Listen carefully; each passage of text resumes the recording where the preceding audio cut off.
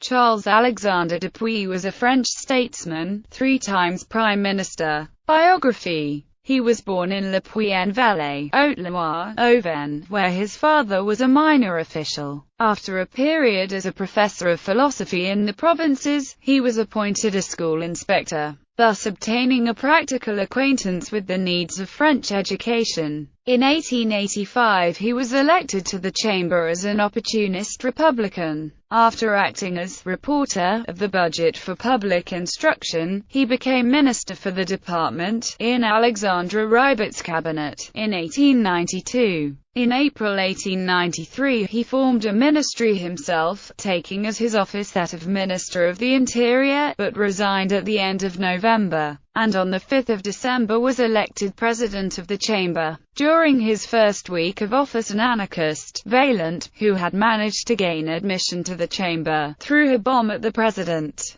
and Dupuy's calm response, "Messieurs, la séance continue," gained him much credit.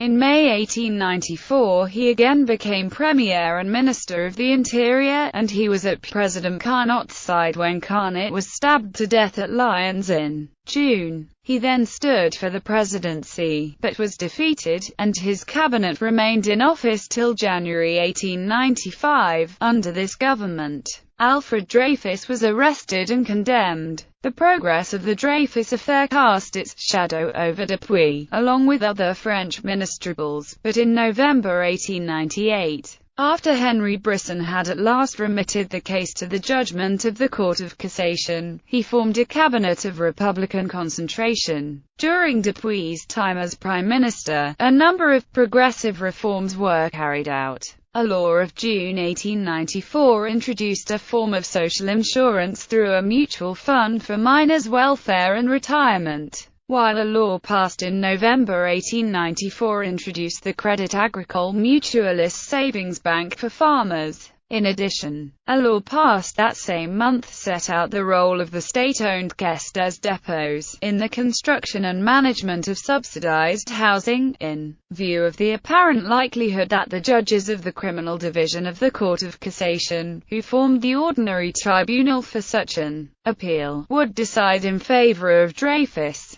It was thought that Dupuy's new cabinet would be strong enough to reconcile public opinion to such a result, but, to the surprise of outside observers, Dupuy proposed a law in the chamber transferring the decision to a full court of all the divisions of the Court of Cassation. This arbitrary act, though adopted by the chamber, was construed as a fresh attempt to maintain the judgment of the first court-martial. In the interim, President Félix Faure died, and the accession of Émile Loubet helped placate the public. The whole Court of Cassation decided that there must be a new court-martial, and Dupuy at once resigned. In June 1900 he was elected senator for the Haute-Savoie. Although none of Dupuy's presidential bids were successful, he served due to his position as Prime Minister, as an acting President of the French Republic for 3 separate occasions during vacancies. This article incorporates text from a publication now in the public domain.